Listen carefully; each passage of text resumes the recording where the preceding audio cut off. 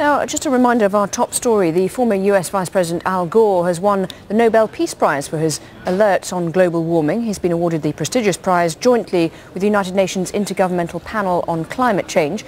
Well, the President of the World Business Council for Sustainable Development is in our Brussels studio, Bjorn Stigson. Thank you very much indeed for joining us. Do you think this is going to mean that big business is under even more pressure to clean up its act?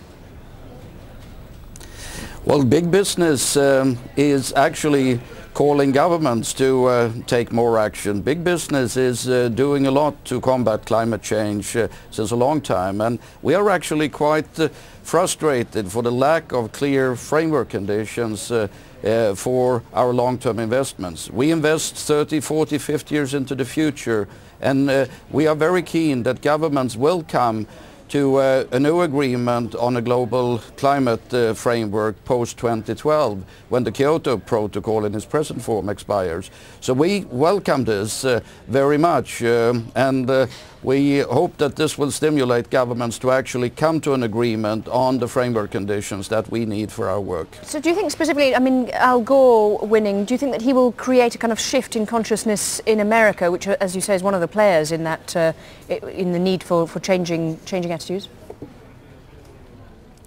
I have been actually quite positively surprised of the big impact that his movie has had together with his book. He has influenced the thinking in America and in other parts of the world more than I had expected.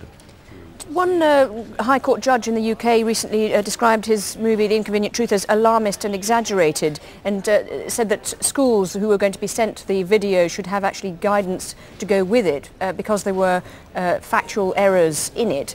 Is that something that you find worrying? We have this week had our annual council meeting here in Brussels with over 400 representatives of our members, which are global leading companies. We are quite concerned about the consequences long-term on climate change. Then there will always be debates about specific information.